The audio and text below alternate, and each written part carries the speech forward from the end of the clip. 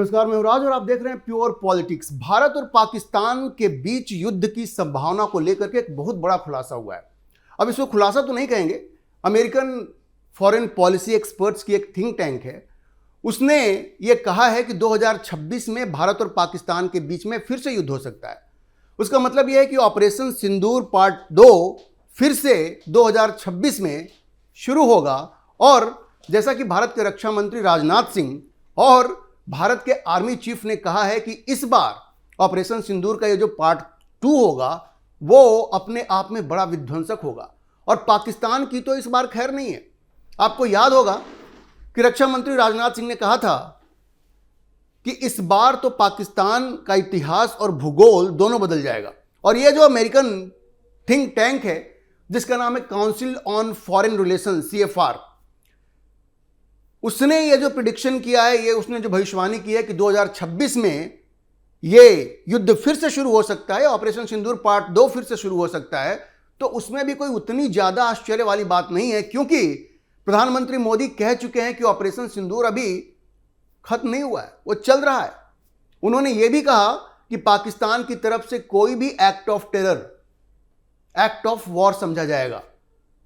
और अभी जो खुफिया जानकारी आ रही है कि कम से कम 30 विदेशी जो मिलिटेंट्स हैं, जो आतंकवादी हैं, वो कश्मीर में, वो जम्मू के इलाके में छिपे हुए हैं। तो आप समझिए कभी भी हमला हो सकता है, कभी भी हमला हो सकता है। और अगर इस तरह का कोई टेरर अटैक होता है तो भारत की सरकार, प्रधानमंत्री मोदी की सरकार उसका बदला तो लेगी, उसका बदला लेगी और ऑपरेशन सिंदूर पार्ट 2 शुरू हो जाएगा। वैसे भी ऑपरेशन सिंदूर बंद नहीं हुआ है। और आर्मी चीफ ने, भारत के आर्मी चीफ ने बड़ा स्पष्ट कह दिया था कि इस बार हम वैसा संयम नहीं बरतेंगे जैसा कि ऑपरेशन सिंदूर पार्ट 1 में हमने बरता था। बड़ा स्पष्ट कह दिया था। मतलब इस बार कराची और इस्लामाबाद तक पहुंचने की पूरी तैयारी है।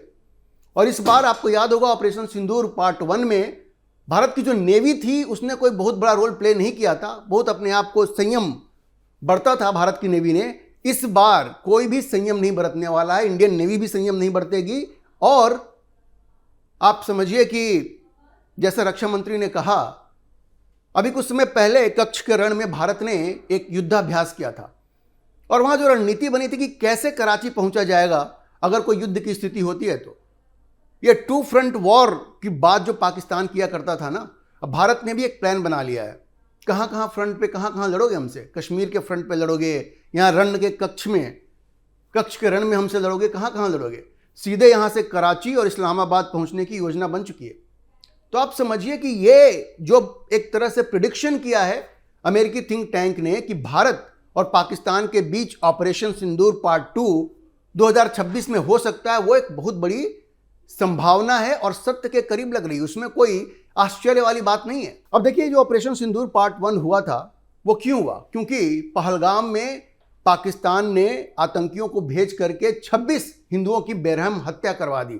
उनका नाम पूछ करके, उनका धर्म पूछ करके उनको चुन चुन के मारा गया। और ये 4 दिन तक जो युद्ध चला उसमें भारत की वायुसेना ने पाकिस्तान का ये हाल किया कि पाकिस्तान घुटनों पे आ गया। पहले तो मौलाना मसूद अजहर का यह जो आतंकी कैंप था जहां पे वो ट्रेनिंग दिया जाता था, वहां पे हमला हुआ जिसमें 100 से ज्यादा आतंकी मारे गए। और पहली बार किसी ने मसूद अजहर को रोते हुए देखा। आपने कब देखा था पिछली बार मसूद अजहर रोया हो? लेकिन इस बार वो रो पड़ा क्योंकि उसके बहुत ही करीबी पारिवारिक लोग मारे गए, उसकी बहन बेवा हो गई, उसका जीजा मारा गया उसमें। तो भारत की वायुसेना ने ऐसा डैमेज किया कि मसूद अजहर तक रो पड़ा। उसके बाद वहां का जो एयर डिफेंस सिस्टम है पाकिस्तान का, जो सारा चाइनीज था, उसको भारत की वायुसेना ने, भारत के एयर डिफेंस सिस्टम ने पूरी तरह से पंगु बना दिया। और नूर खान एयरबेस, रहीम यार खान एयरबेस पे ऐसा हमला किया कि बहुत सारे F-16 जो वहां हैंगर में पड़े थे वो बर्बाद हो गए। कुल मिलाकर के 12 से 13 एयरक्राफ्ट पाकिस्तान के बर्बाद हुए, नष्ट हुए, भारतीय वायुसेना ने नष्ट किए। तो इस तरह का बदला लिया। और जब नूर खान एयरबेस पे, जहां कहते हैं कि पाकिस्तान का न्यूक्लियर वेपन्स भी रखा हुआ है, उस पर जो जबरदस्त हमला हुआ, उसके बाद तो पाकिस्तान घुटने पे आ गया।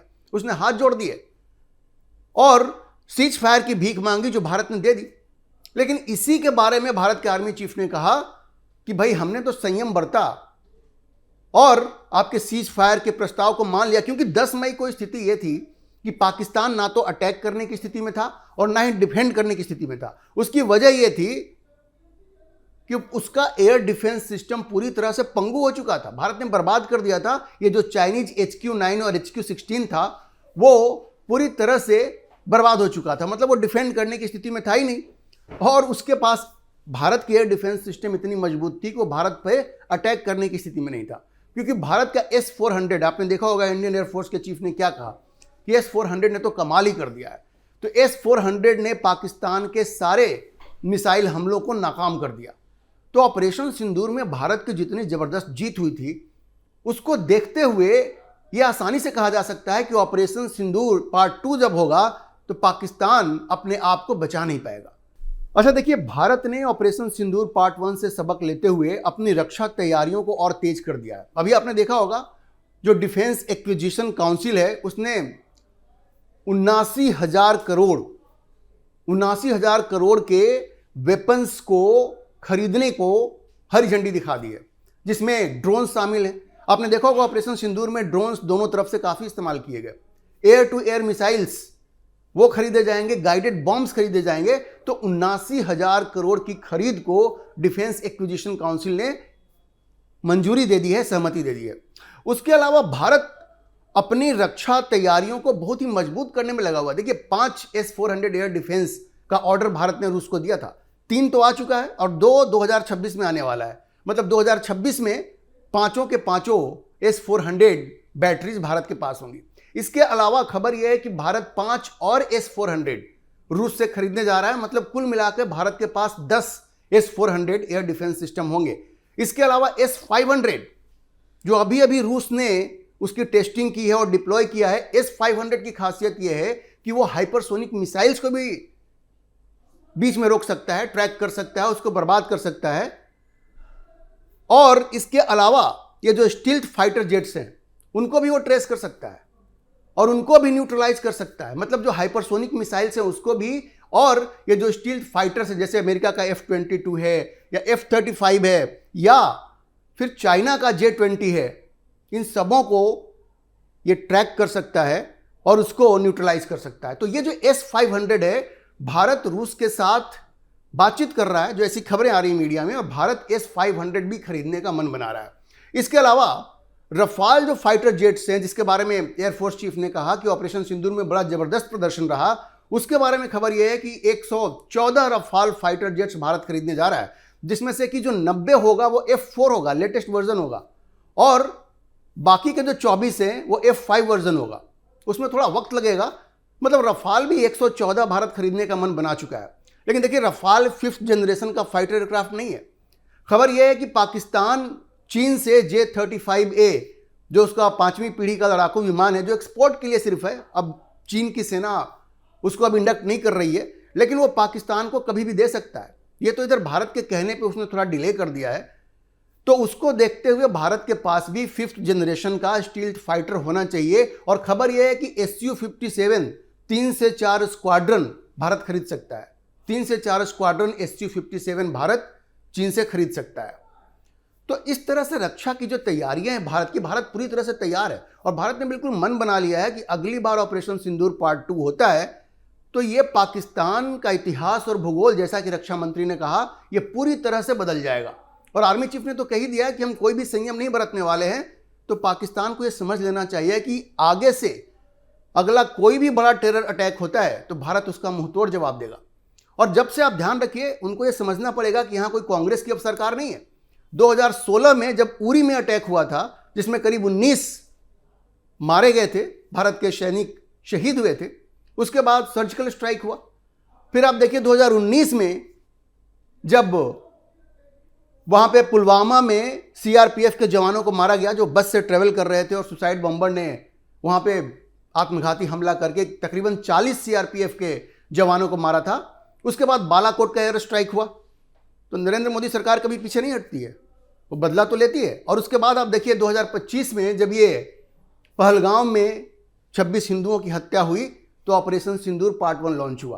और प्रधानमंत्री मोदी ने बड़ा स्पष्ट किया है कि किसी भी तरह की जो बड़ी आतंकी घटना होगी तो ये एक्ट ऑफ वॉर होगा और हम उसके लिए बिल्कुल तैयार हैं।